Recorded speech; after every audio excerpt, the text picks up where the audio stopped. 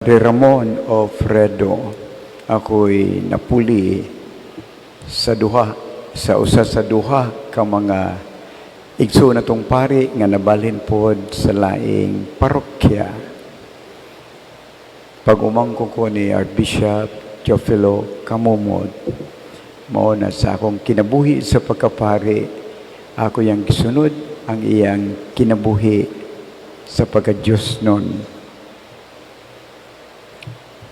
Pananglitan, mangutana ko kaninyo, unsa may nahinumduman ninyo sa unang pagbasa. 80% sa manimbahay, wagay mahinumduman sa unang pagbasa. You like it or not, murag maminata sa unang pamulapos lang sa atong dunggan. Apan pagkanindot sa unang pagbasa karon nga naghisgot sa dako kayong panghitabo, gubat batok sa mga Hudyo o sa Amalekanhon. So kung wa mo kahinumdum, ingon nahitabo. Samtang naggubat ang taga-Israel batok sa Amalekanhon, si Moses nga giisip nilang amahan sa pundok sa Dios, nagampo sa bukid. Unya ang nakadako kayong kahibulungan, kung samtang nagdupa ang kamot ni Moses, kanunay silang nagmadaugon. Apan muus-us na gani ang kamot ni Moses, mapildi ang taga-Israel. Tao ragod si Moses, unya, di ko na kay 5 ka minutos ang gubat. Maabot ang panahon nga, tungod sa kakapoy nga sige siya isa siyang kamot, mo yun gina siya. Muto lang gibuhat nga atong tukuran ang kamot ni Moses aron dili maubos. Kay kung maubos, pildi magid sila. Og tuod man ilang gigunitan, gitukuran ang kamot ni Moses nga nagpabilin og isa og ang nahitabo. Nagmadaugon ang lungsod sa Israel.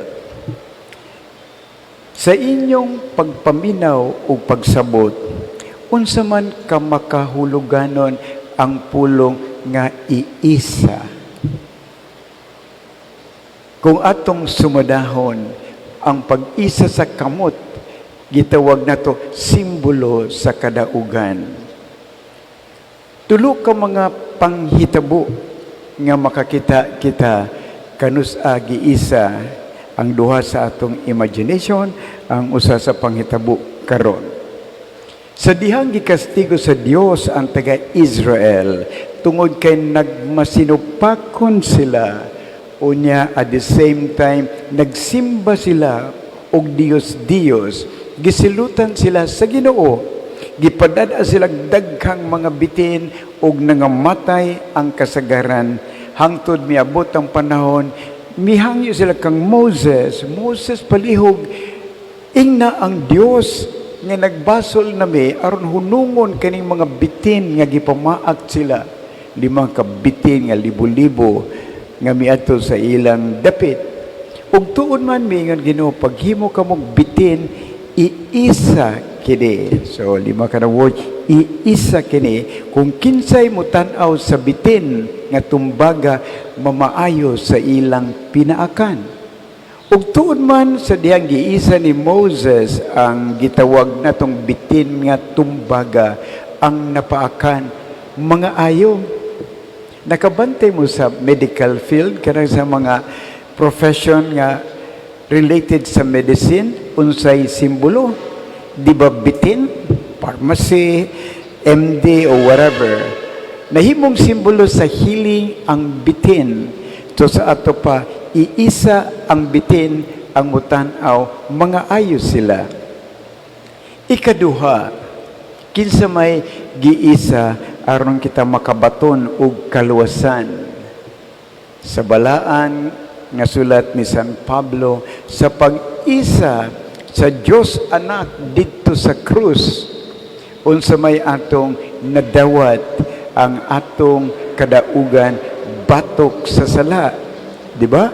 Ang pag-isa ay sign of victory to conquer. Mo na si Kristo kinahanglan iisa sa krus aron buntugon ang kamatayon o buntugon ang sala. Dayon ikatulo.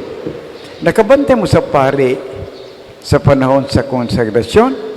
Di ba iisa sa pare dawata kini ninyog kana, dawata kini ninyog imna, kay kini mao ang akong lawas nga itugyan alang kaninyo. Iisa unya unsay response tan-awa nga iisa. Mao na iisa gani ang ostia sa misa, ayaw magduko. Kay mga tao iisa gani magduko, gipakita guna, giisa gunya aron mo kita kung magduko mo, wa mo'y makitaan. Mao no usahay makatawa ko ba pag isa nako magduko mo, wa mo'y makitaan. Pag paubos nako, muhangad na po, wa na po mo'y makitaan, di ba? So mo nito iisa aron inyong tan-awon. Ayaw sa magduko. Okay, mura tayo nagtago-tago ni isa na ako, muduko mo, pagpaubo na ako, o sa wala, makita, di ba? Mura ng magic, uy, nawa man. So, kang makahuluganon di ay sa pulong nga iisa. Victory away and gesture to conquer our enemies. I hope it is clear to you. Then, we go to the gospel today. Unsa may pasiuna sa atong ebanghelyo, di ba nagkanayon si Kristo nga gikinahanglan nga kamo magampo og dili mawad-an sa paglaom. Sa to pa ang pagampo is a moral mandate.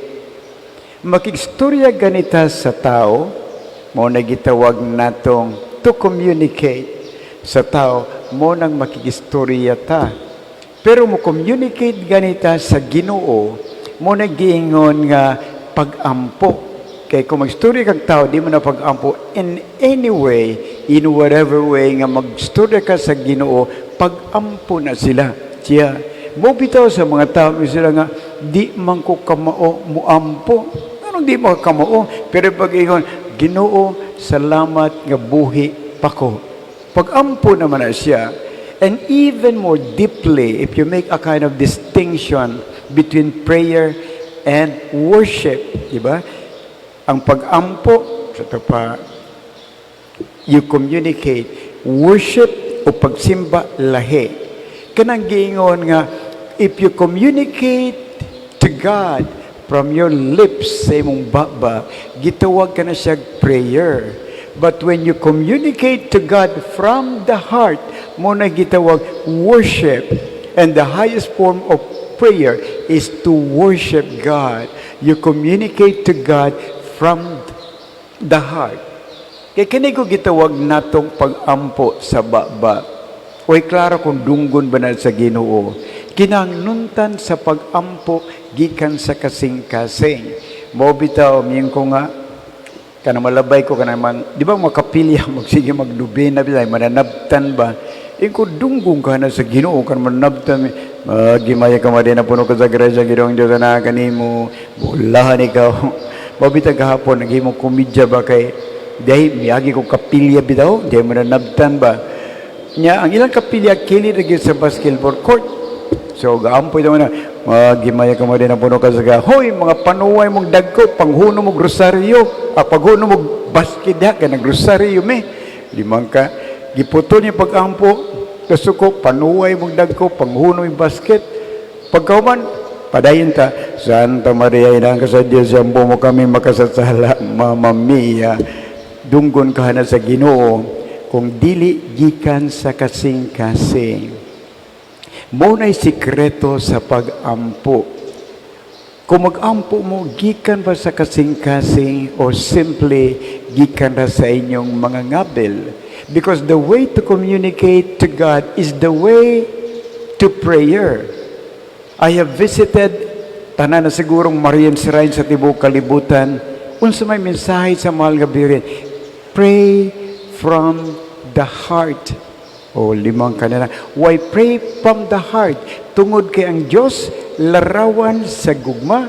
When you pray from the heart, you communicate in the spirit of love. Ang imong gugma gipadayag nimo sa Dios nga mao ang gugma. Mo na'y klaro nga inyong pag-ampo siguro yun dunggon. Kung mga yung tip na ko ang saong pag-ampo. Ikaduha mingon si Kristo sa Ebanghelyo, dili gayud ninyo wadon ang paglaom. I remember the word of John Paul II when he said, it's okay if you lose everything in life, properties or whatever, anything endearing to you. But one thing that you should not lose in your life, hope.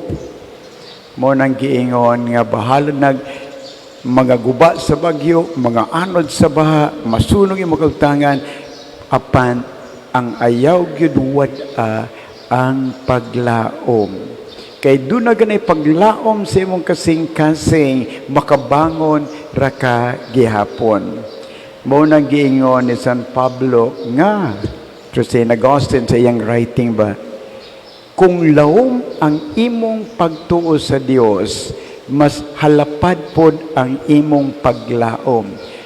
Kay ang mga taong hugot ug lig-on sa ilang pagtuo, dili gyud mawad-an sa paglaom, makabangon gyud ta. And so mingon si Kristo, gipadayag niya pinay sa parable sa usa ka byuda nga kulit ba, kanina pagkakulit di ay makatabang di na aron dunggon ang atong pag-ampo. Unya ang huwes nga dili mutuog Ginoo, way pagtahod sa mga tao, yan lang gitagaag pabor ang byuda sa iyang hangyo nga padag-on siya sa maong kaso. Kay otherwise, magbalik-balik sa gihapon. So, kining way pagtuo sa Dios nga huwes, nga gitagaag patigayon ang byuda, dili na siya magsimbolo sa Ginoo, kay ang Ginoo, di baya ingon niini. But what is so beautiful with our God, di ba? Usa nakanindot sa atong Ginoo. According to Pope Francis, kanang bago Santo Francis, kining atong Ginoo dili kapuyan pagsigig pasaylo sa mga sala nato nga nabuhat. Dili siya kapuyan. Ang problema, kita mo'y kapuyan pagpangayog pasaylo sa atong mga sala. Bisang pagkada adlaw mangay kag pasaylo sa Ginoo, bisag kada lang maulang gyapong sala, di gyud na kapuyon ang Ginoo, di gyud siya pulan ang Ginoo. Ang problema kita kay kita'y tapulan mangayog pasaylo sa Ginoo. Mo bitag ginaingon, sala na sa tao kung dili siya mahalangit. Kay ang dunggan sa Ginoo o giyang kasing-kasing way katapusan ang pagpaminaw o pagpasaylo sa mga sala. Mo bitaw usahay matawag nga weakness natong mga Katoliko kanang moingon nga di na lang kumukumpisal kay maora man gihapon ang sala nga akong nabuhat pagkadakong sayop ni ana. Parehar gud ninyo mo at mo sa inyong suki nga doktor, dok, ang sa may problema mao lang gihapon dok akong high blood pressure. O sa problema ang akong diabetic dok, di ba? Magbalik-balik ka sa doktor, maura gyapong sakita.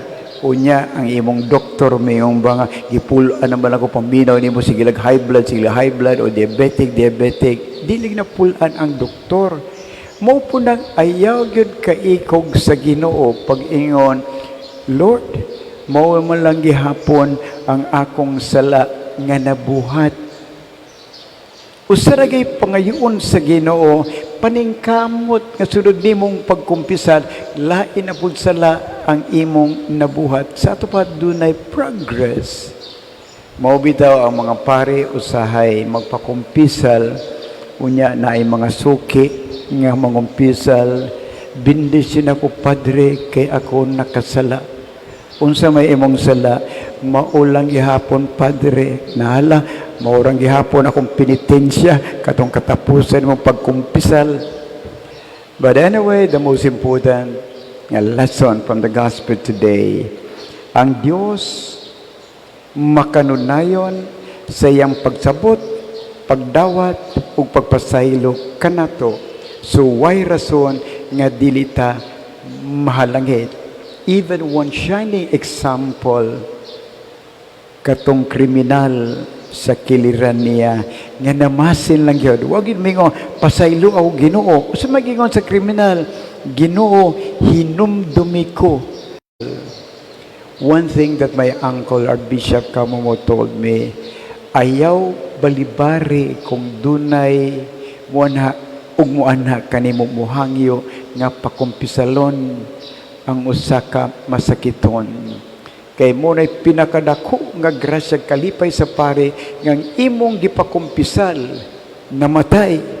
Mo ng mga tao di na lang manawag og pare, di na lang manawag pare kay tiwasak man ang masakiton. Namatay man Hinoo nga gipakumpisal og hiluga. Di man na siya maoba na timingan lang tong nagtinga na nga namatay, pero pagkadakong grasya namatay ang masakiton diha sa grasya sa Dios.